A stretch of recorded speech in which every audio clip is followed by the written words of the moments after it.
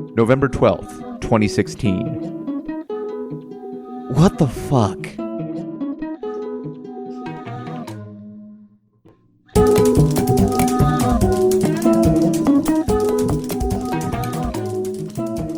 Welcome to The Revisionists. I'm Brian Flynn. I'm Zach Powers. And we have two incredible guests this evening. Two of the Pussy Bros, two of the best comics in Denver. Please welcome Christie Buchele and Janae Burris. Oh, hello. It's like, people are going to try to figure that out. They're like, that was like a riddle. Yeah. Two of the Pussy Bros who are also two of the best comics. People are like, which two? I mean, are they counting Jordan or what?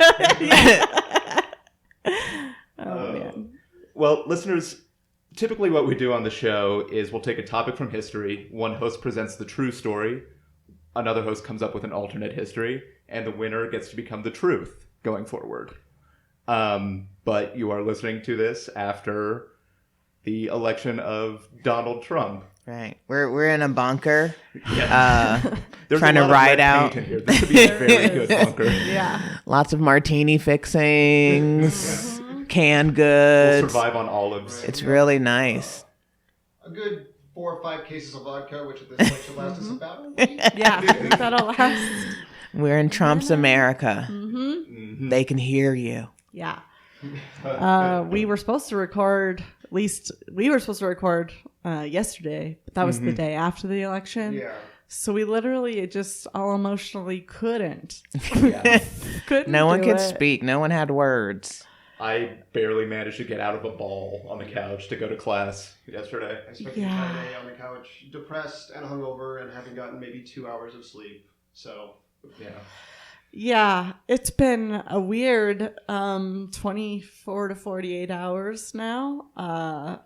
Yesterday felt like a weird, somber world, really bad. Today felt a little better. People were like Starting to moving forward. I want to say a shout out to Cleveland Indians fans and team because I feel you suddenly. I wasn't being sympathetic before. I didn't care. I was like, whatever, not a big deal. And then when people say to me, it's not a big deal, I'm like, what? Yeah. What? What do you mean? Maybe the worst part is the whiplash, because going in, every single poll was like, oh, She's got it's this. pretty safe. And then, Yeah. And they were asking the question after, how did the media get this so wrong? Why would they get it wrong? And it was like nobody wanted to acknowledge the truth. They were all like, well, we'll just have, mostly Republicans too, were like, we don't know. We'll have to see. And like, the truth is because there are a million people who are secretly racist and misogynistic. And when they were getting polled face to face or however, they didn't want to admit to the people that they wanted that's how they believe. But once it was a secret ballot, they were like, yeah, like, ugh. Even beyond that, because it's worth noting that he got fewer votes, not only than her this time, but fewer than Romney or McCain did. But nobody from the Democratic Party came out. So it didn't matter. Lowest voter turnout since 2000. Yeah, I'd count those people amongst the racists and misogynists. Just they didn't have the heart to pull the trigger, so they feigned apathy. They're like, out. I just won't vote, or I'll vote third parties. Like, but or maybe you really can't handle 8 years of a black president and 4 to 8 years of a woman running the free world. And I don't know. I don't know. Go ahead.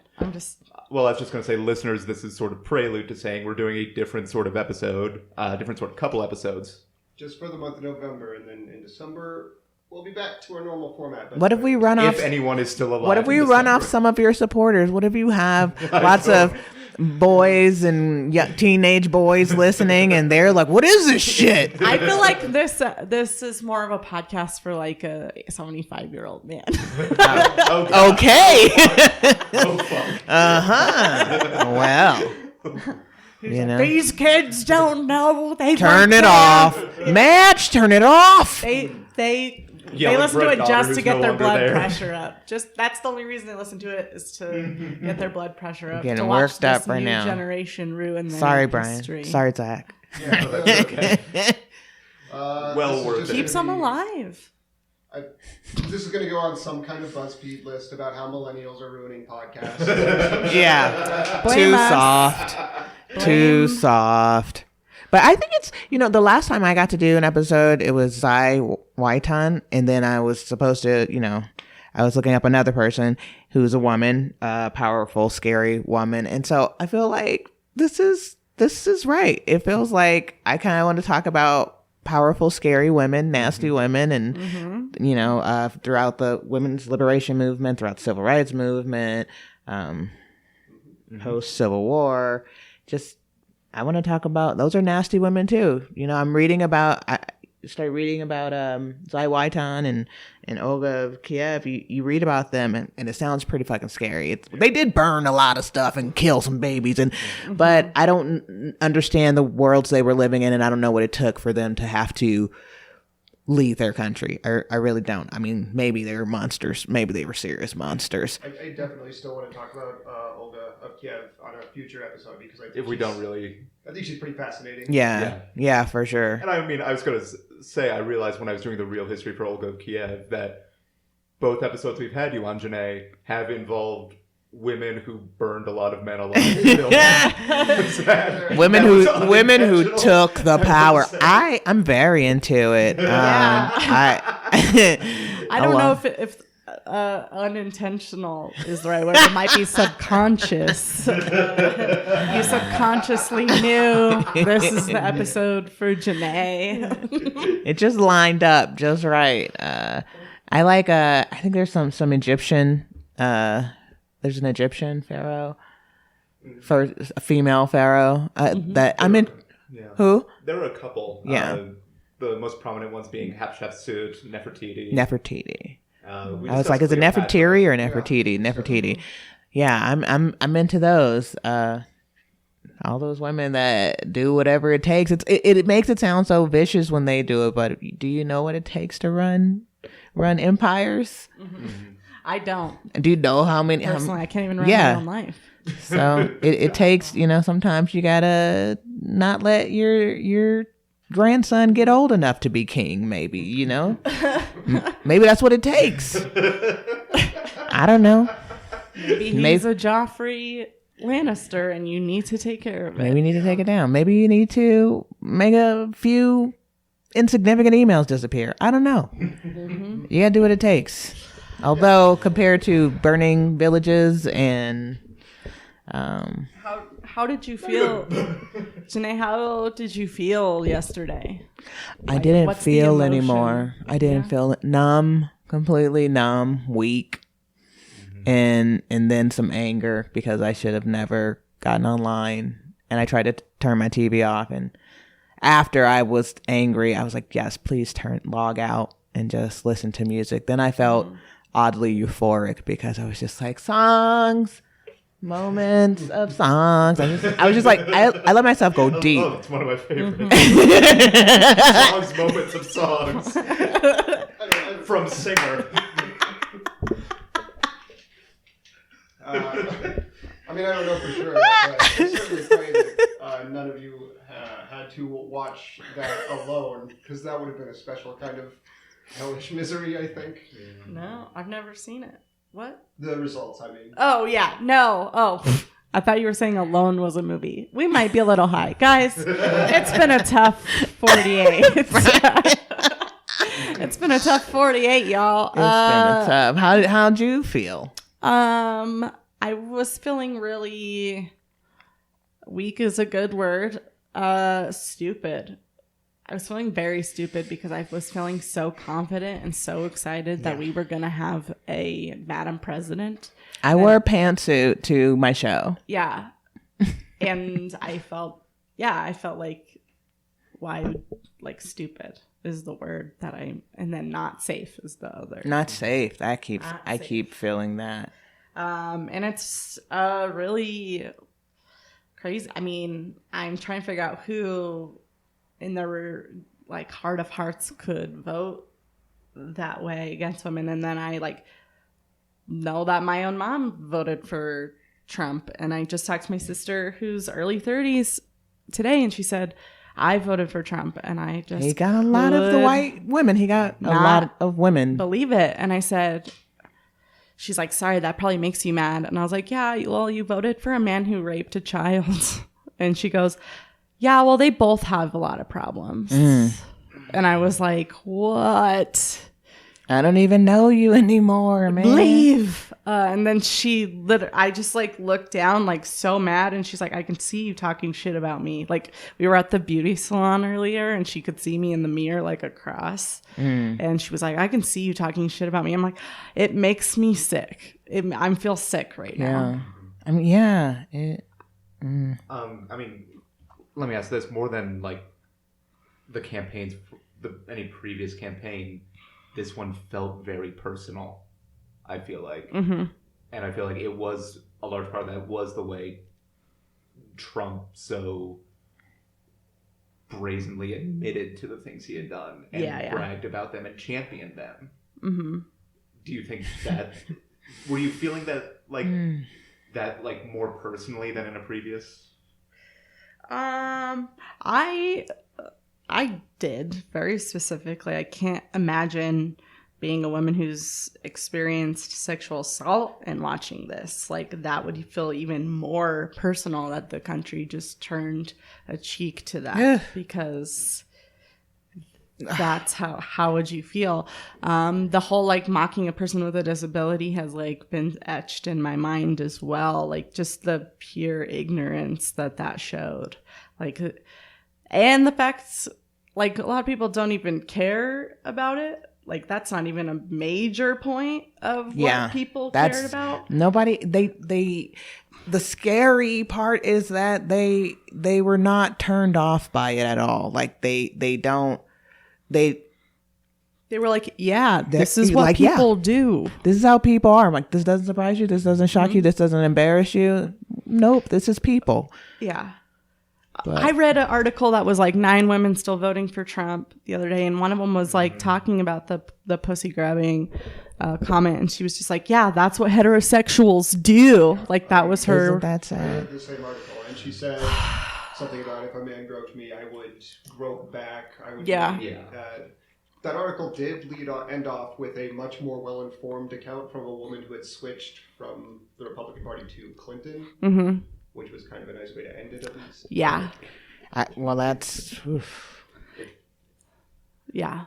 I do think I am. Is she a victim of sexual assault and she doesn't know? Is there a part of our population of women who don't realize that they've been assaulted? I absolutely believe that.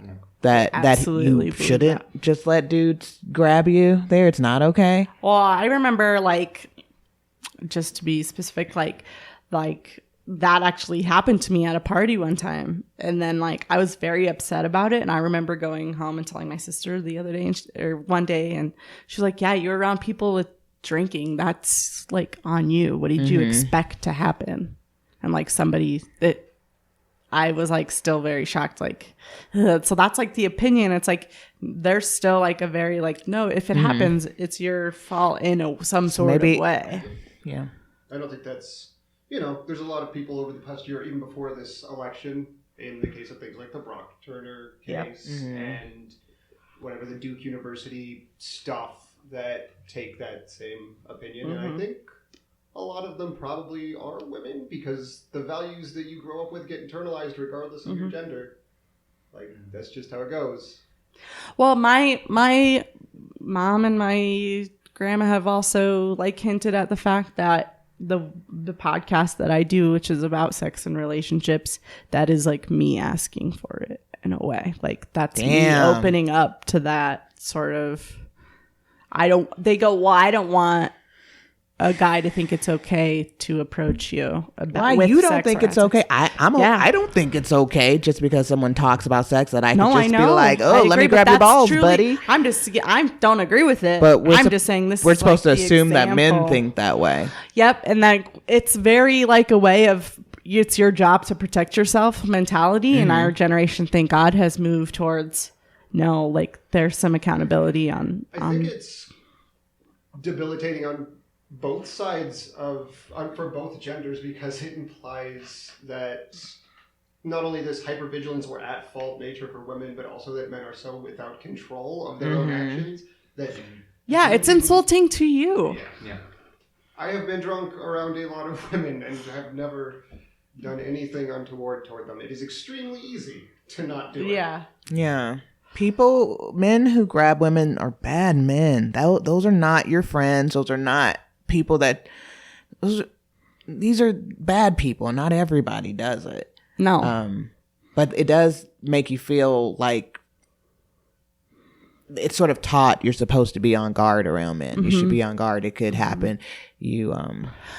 A friend brought this up to me yesterday, which I hadn't ever thought about, but it made a lot of sense. Is like we were talking to Jessie Witten, and she was saying, no, I think like this is an epidemic of cool girl syndrome, she was saying. Whereas it's like a lot of the women that voted for Trump still are a lot younger than we're imagining. And they're the ones that are like, no, look how cool I am with the boys. Like, I'm not, like, it was this whole idea of like, no, I get it. Like, he was just I can be cool. I'm not going to vote for a woman just because she's a woman. Yeah. Like, yeah, that type of thing. Or just saying like, showing their, leniency towards his behavior shows how cool they are, or like how accepting and how men should be like them more because they're cool about it. I don't think it's a coincidence that whenever you see a new female conservative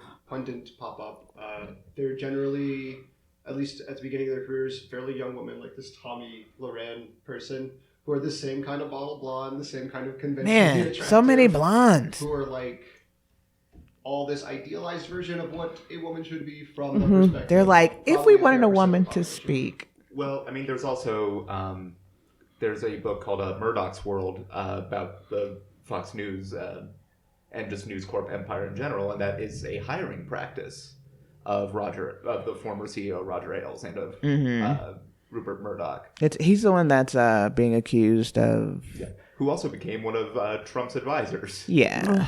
Right, so they're all his type. You would know that though. You get in that office and you're like, oh shit, we all look the same. Oh my god, wouldn't that be so weird? This You're is like, weird. Oh, this is clearly about like some sort of attraction, like some sort of physical preference. It's Barbie dolls. They kind of look like Barbie dolls. Yeah. You know? Well, his campaign manager, same thing. Like Carrie. Yeah.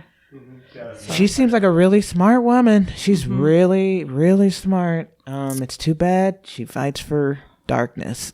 Oh, I'm sure, yeah. She to have run this campaign successfully, she must be a very, like, I won't take it away from Karl Rove. I'm sure he knows how to run a political campaign. I hate that guy. Yeah. But he knows what he is doing. I felt that Trump definitely had a lot of people who knew how to manipulate and were very willing to do it because they have no constituents to answer to.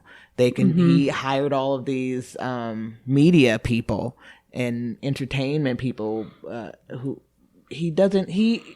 everybody who he had speaking for him, they would just say anything. Just anything. And it just spin things any kind of way. Like there's no consequences to just manipulating the whole, the whole of America, really. Just tell them whatever. They had no spin qualms it about however. just lying to people. Like every politician lies or makes promises they don't actually know they can keep, but I think their intention to keep them is still there most of the time. They just actually don't actually know if they really can fulfill those promises. But he was blindly saying things he knew would never happen, could never happen, weren't true, were misleading, and he just didn't care. They weren't even taken out of context a lot of times. They were just like bald face lies.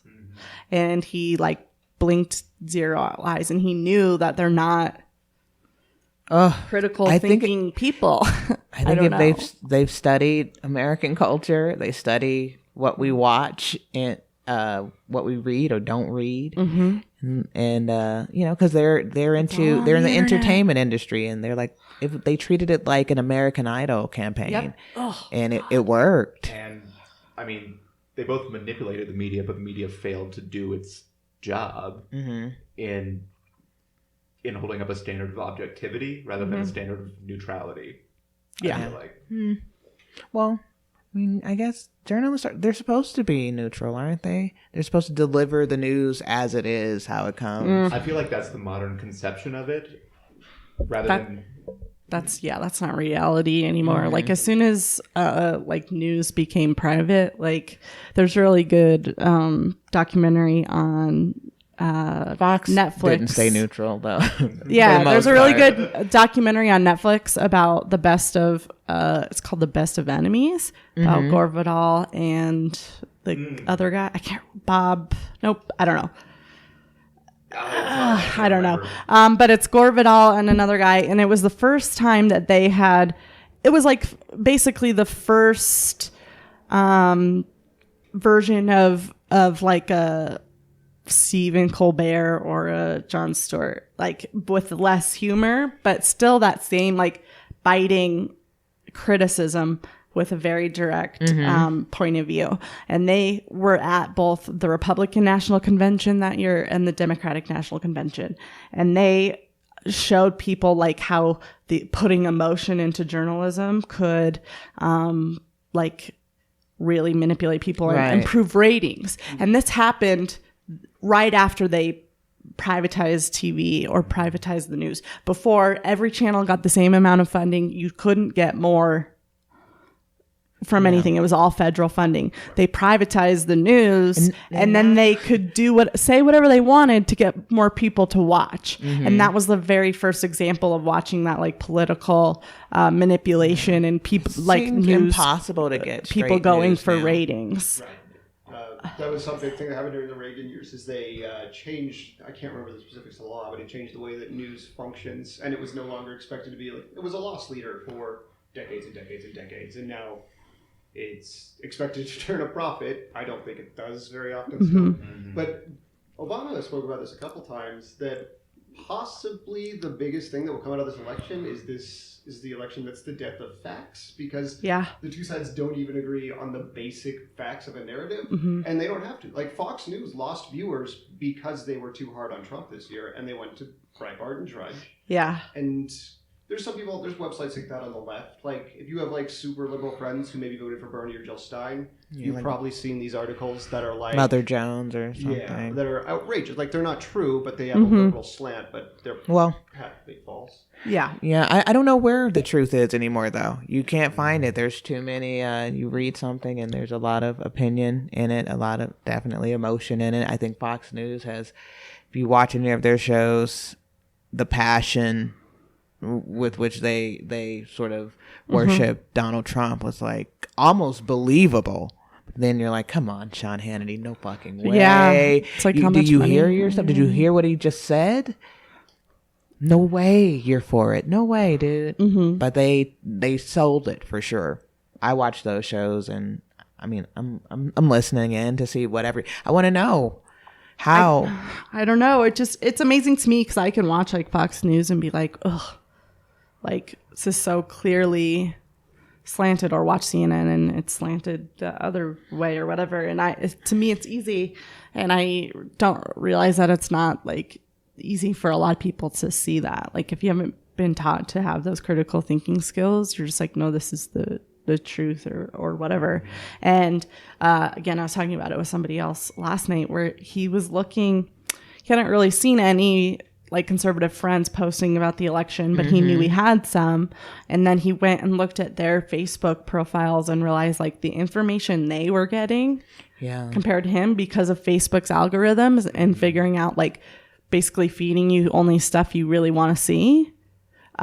He was realizing they were getting completely different information, even from Facebook, because of the algorithm. Like, these people were getting pro-right articles that were skewing the truth in a completely different way, in a way that he hadn't even ever like heard, because that's how it's able to manipulate the media so much. Oh God! I think it's especially unprecedented now because this was an interesting thing. I looked up just a few days before the election, but. The PolitiFact has a profile on all major politicians. And so Barack Obama, Bernie Sanders, and Hillary Clinton, they all have about 25% that's either mostly false, or pants on fire, which is their worst one. It's pretty standard for a politician. Mitt Romney, closer to 35%. Donald Trump was at 70% of everything he said during the campaign. That was either false, mostly false, or pants on fire. Wow. There was a I remember watching the PBS live stream of election night coverage, and my girlfriend and I kept yelling at the pundits who were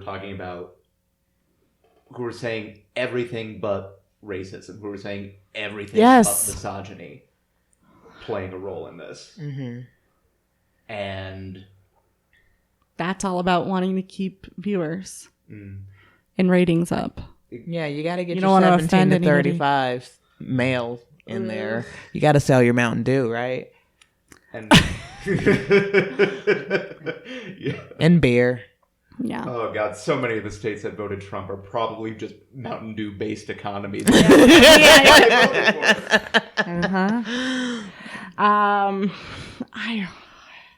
It's really tough. I don't know what's going to happen.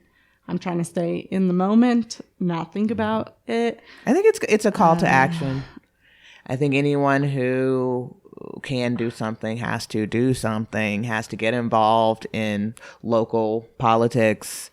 It's a call to action. Don't just sit around. I see a lot of people posting. A lot of my friends are posting, I'm going to miss you, Barack. I'm going to, and photos of Barack and babies and shit.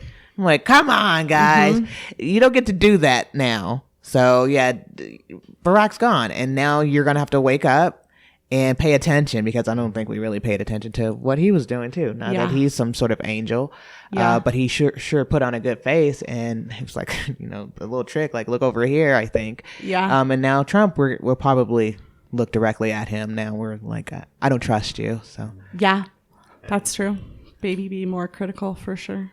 I have the slight hope that, well, I don't know if I should call it a hope per se, because obviously you never hope things get worse.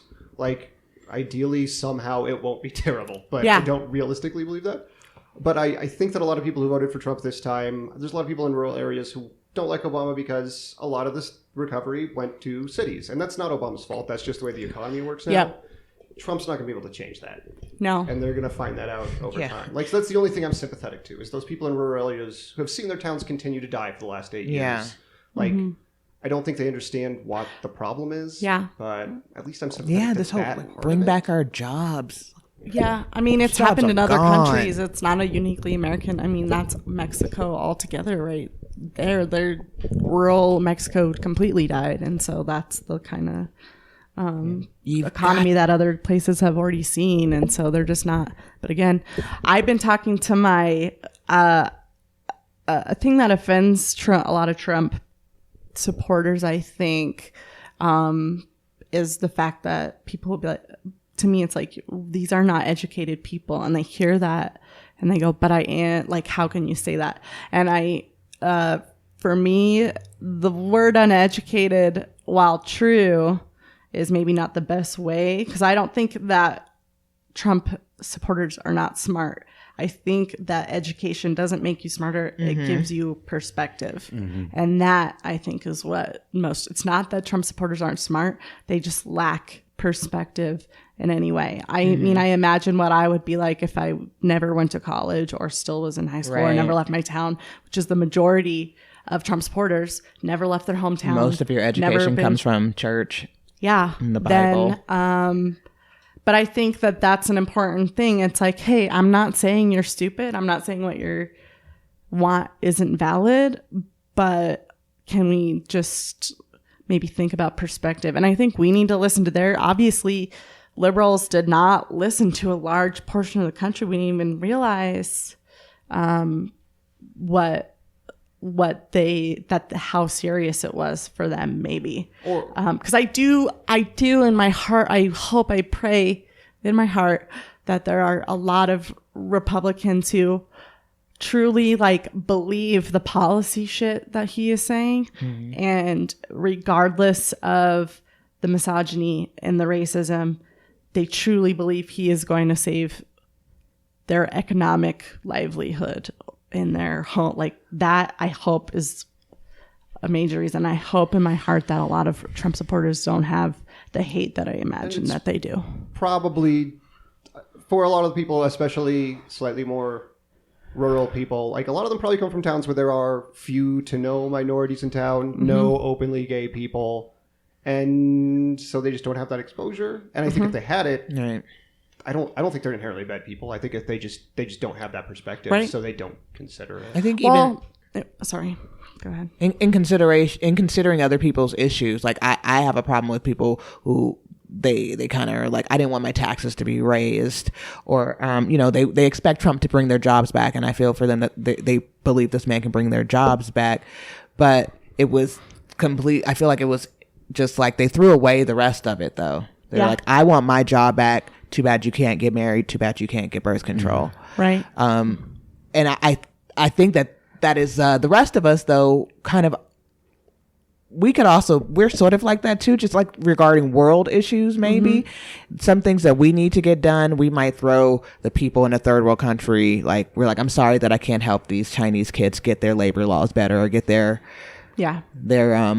hourly wage raised because I need my ... So I understand that it still really hurts because I'm like, he can't bring your jobs back, but he actually can take my rights away. Yeah. But it's hard.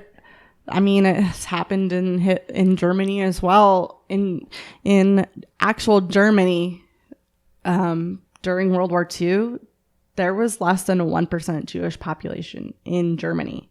And so the people who actually like rallied and the soldiers that filled his armies and stuff, they had the same thing. They didn't know, most did not know a Jewish person. So this idea of hate crimes happening towards other people didn't affect them whatsoever. Right. And even if they knew a Jewish person, Germany's Jews were not deported.